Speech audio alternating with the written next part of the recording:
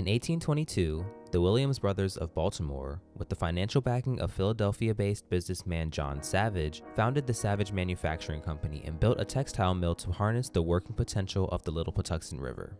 The main product the mill produced was cotton duck, a canvas-like fabric that was primarily used to make sailcloth. The mill was well staffed in its early days, with the main population of its workers being entire families living in Savage. These workers were well taken care of. Anything and everything they needed was available at the company store and company farm. All of the workers stayed in houses built by the mill, and these houses were fitted with sewage, electricity, and water systems all operated by the mill. The mill workers looked up to the president of the Savage Manufacturing Company, Carroll Baldwin, because he accommodated his workers and considered their best interests with every decision. He was known as generous to partners, to associates, to relatives, and to those who worked for him. After he passed away at the age of 46 in 1918, his sister Sally Baldwin wanted to honor him in the community where he lived and worked. She was able to raise enough funds for construction of a beautiful community hall. Construction began in 1921. Stones for the exterior were hauled from the Little Patuxent River. The hall was finished and officially dedicated to Carroll Baldwin on November 30th, 1922, Thanksgiving Day. Carroll Baldwin's uncle, Reverend Charles W. Baldwin, unveiled a plaque, delivered a tribute, and led the community in singing hymns. He was joined by 500 Savage community members for a Thanksgiving feast that day. For the welfare and happiness of the whole community, this building was erected. The hall worked to meet this declaration. The upper level featured a stage with a curtain and recessed lighting, a projector and screen for showing silent movies, and a library, while the lower level held a bowling alley and a pool table. The hall has been used for many different purposes over the years. In the late 1930s, the hall was used as an elementary school. It served as a shop for Christmas ornaments when Savage was converted into Santaheim, Maryland, a year-round Christmas village in the late 1940s. It also served as the first official Savage branch of the Howard County Library until the current library was built in 1991. The lower level was used as a health clinic for Howard County for a short period of time as well. These days, community members and non-community members alike use the hall for an array of events: weddings, yoga classes, concerts. You name it, it's probably happened at the hall. The hall wasn't always thriving as it is today, though. After the Santaheim era, it fell into disrepair. I'd say in the years late 40s, 50s, there was a lot of vandalism. Oh, it just was really bad, and it just went downhill and downhill. And finally, the homemakers club used to meet here once a month, and the ladies put their heads together and decided they should call a meeting of everybody in Savage that was willing to come and talk about what are we gonna do to save this building.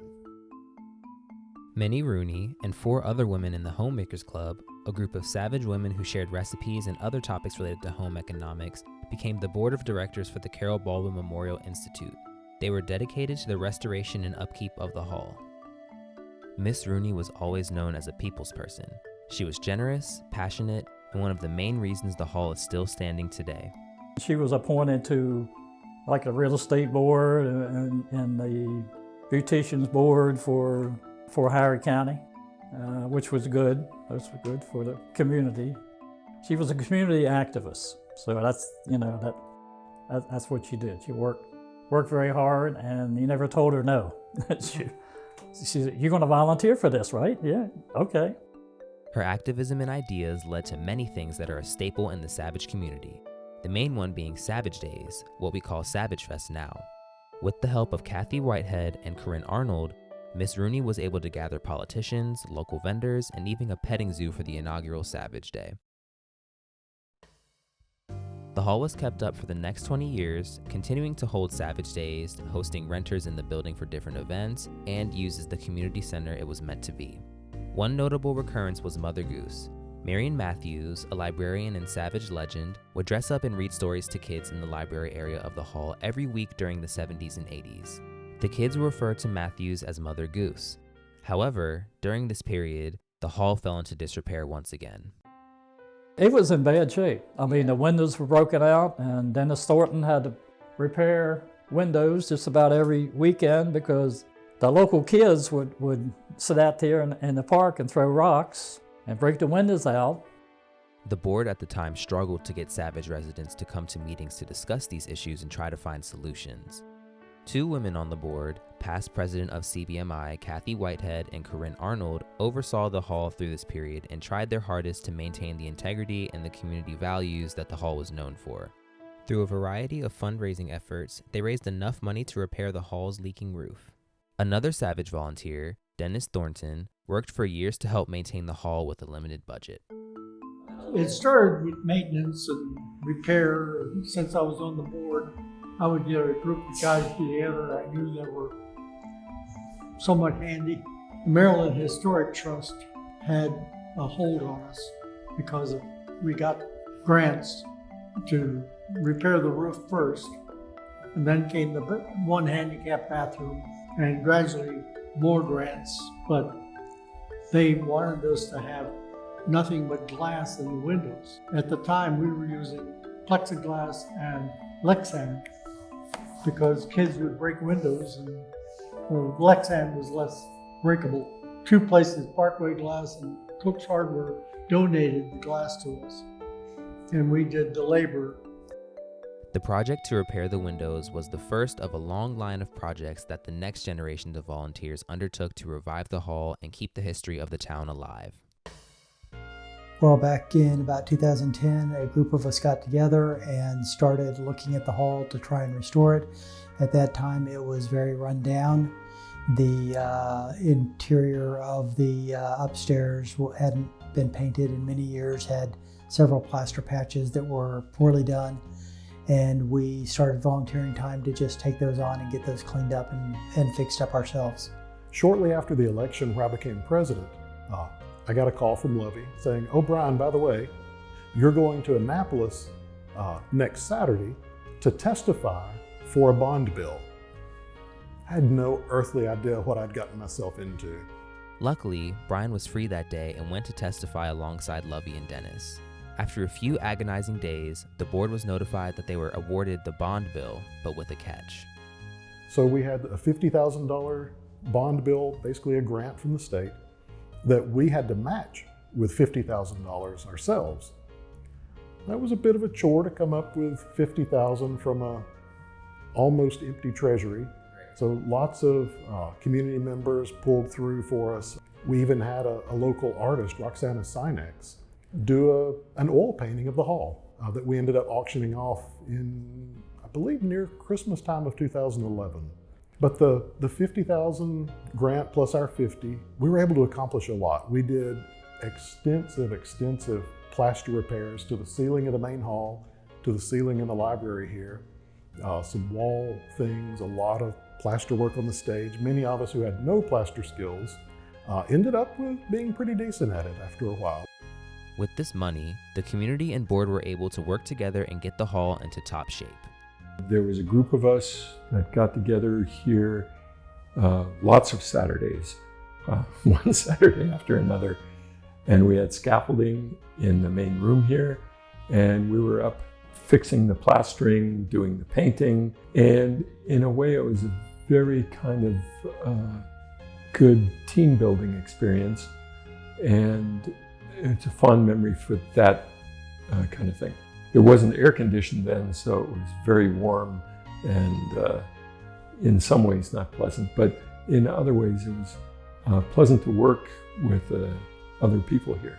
Yeah. But we had everything covered, had scaffolding up on our own ladders. We repaired all of the plaster, the drywall, sanded it, painted it all, and this was in the heat of summer, no AC. So it was, you'd get all hot and nasty and sweaty and disgusting, and all of the dust would stick to you and all. But it was also a really fun time. One thing that was really fun was just the camaraderie while we were doing that and just working together and all. And I don't even remember how long it took. It was a number of weekends, and even when we had spare time on an evening after work, we'd come down here and put in a few hours. So, but we achieved our goal. I mean, we painted it, it looked great. While the bond bill allowed the board to renovate the upper level, there was no money left for the lower level, which was in bad shape. The board didn't fret, though. They decided to go back to the state and ask for another bill to renovate the lower level in hopes that the dedication they put into the main floor would be enough to procure tens of thousands of additional dollars out of the government's pockets. It was. We went to the state. Our representatives, Guy Gazzoni, Jen Terraza, were really key. They listened to us and said, yeah, you're really dedicated to this. It's a good plan. It'll make the hall really sustainable, self-sustainable after this is all done. And so we got the money to do all the big renovations down here. There was a lot of work to be done on the lower level, but the board took it head on and got it finished. We did a complete gut and rebuild using a contractor and some grant money that we were given, and was able to take it from extremely rundown to where you just didn't really want to be down here to being a functional part of the building. These efforts were more than enough to breathe some life into the hall again. Several years later, the hall's worn floors were replaced and extensive masonry work was done to repair the deteriorating exterior steps. Finally, the hall was in better shape than ever. Meanwhile, CBMI hired a hall manager and event monitors to alleviate the burden on the all-volunteer board. One event monitor, Cecily Christian, said the opportunity to work at the hall came at the perfect time. One day, and I think it was 2018, I drove by and I saw a sign saying we're hiring event monitors for the hall. At the time, I was studying event management at Howard Community College. So, anything that had the word event in it was very intriguing to me. I was looking for opportunities to be involved with or kind of touch different kinds of events. And very early on, I got to see a lot of things that, how the behind the scenes and how things are created and how the hall can be transformed. It's just been amazing to watch some of those things happen. All kinds of events happen at the hall these days. Well, I am the co-founder of a group called the Heritage Sewing and Skill Building Group, and we are living historians, and we specialize in antique sewing techniques and historic costume, specializing in 18th century women's clothing. The first time we rented the hall, it was for an all-day workshop, sort of an immersion workshop, where the women dressed up in their period clothes and they came and they learned new sewing techniques and how to make specific things. And then after that one was such a success, we turned it into a weekend event, and we started doing every February one of these immersion weekends, 18th century weekends here at the hall. Of course, last year we couldn't because of COVID and we took it virtual, but we scheduled the dates for 2022, so we are really looking forward to being back. I actually have a friend who knew someone that worked here or is actually still working here. And she said, look, Sharon, you're looking for a space. I think you're gonna really love this location. So I said, okay. And so she put me in contact with the hall, and I contacted Norma, and she was delightful. And she says, come on by, come see the place. And I was totally blown away. I've passed this location so many times and I never knew what it was. And so when I came in and I saw how beautiful the space was, I was just taken back. I mean, for me, it is the warmth, it has so much personality. And to do yoga and to be able to do yoga in a beautiful space like this just brings that warmth that I'd like for my students. For some residents, these ties to the hall run very deep, like Benny and Beverly Mullins, who recall coming to dances at the hall.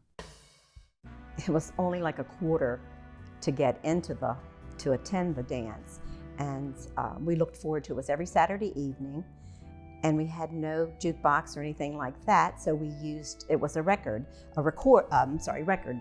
and we bought our own records. So if you had favorite 45s at home, that's what you brought to play during the evening.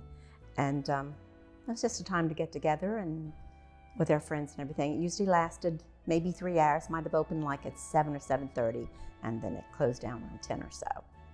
My grandmother and my great-grandmother, when I was very young, were in the Savage Homemakers. And they met here, I don't remember how frequently, but my grandmother babysat me, So I'd have to tag along with her on those meetings, when the homemakers got together and they did whatever they did. But I just remember always coming here as a toddler and a young person to tag along with my grandmother and my great-grandmother. My dad, actually, I found out my dad and the band he was in, I think the Country Strings at the time, in the 70s, turns out they played out back out of a pickup truck, country music as a benefit to raise money for the hall. I found it in the 1970s because he was a country music musician in the area for many years. Well, now my fondest memory is the celebration of life that we just did for my father, who recently passed away. And that was just terrific. The community came out in support, and having it be here was particularly special for our family because of his connection with the hall. He was also born in Savage and lived here most of his life as well. My grandmother worked mainly in the part of the mill that's the great room now. And every time I go in that room, I just almost gives me chills to think, you know, I actually knew somebody who worked there. Her mother worked at the Sanaheim. Yeah, my mother worked there for a couple of years when Sanaheim was making Christmas ornaments there. The Thorntons have such deep ties to this building that they have their own room named after them. After the lower level was renovated, the hall's board of directors surprised the Thorntons by naming the conference room on the lower level the Thornton Room to show the board's gratitude to the Thorntons' dedication to the hall over the years. Nonetheless, the hall isn't only special to people who grew up in Savage. Newer residents and renters also find comfort in the hall and see it as one of Savage's main attractions.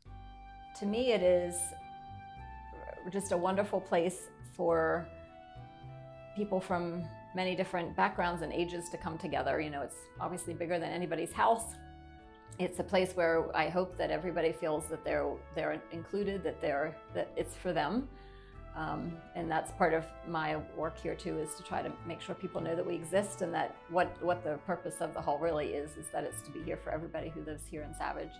To me, it feels like the center of Savage, kind of the heart, because there's all kinds of events. Like we started coming here with my kid for Santa and for just the Christmas celebration or, you know, holiday celebration, but it felt Christmassy to us. And then you'd see the Boy Scout troops and the Girl Scout troops and the high school band and the middle school band. And sometimes there'd be officials from Howard County and the people who are working to make Savage better. The memories that stick out best for me are the events that involve the whole community, that really get at the purpose of this building and bring the community together. So like the ice cream social. Stuff like the ice cream social. There have been all sorts of different events throughout the years that have brought the community together. But I think those are the most memorable. It stands out to me as just the next thing to the church in terms of having a place for fellowship and just having fun together.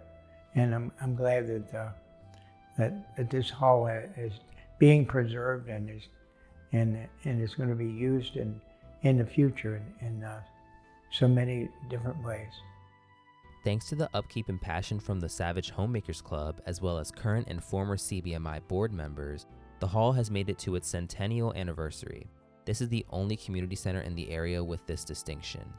I count it that, you know, we're lucky that it didn't, that nothing bad happened to it, that it stayed as part of the, you know, belonging to the community, and that we still have it today. So I'm excited for the next 100 years that hopefully it can continue to reach out and meet people's needs today.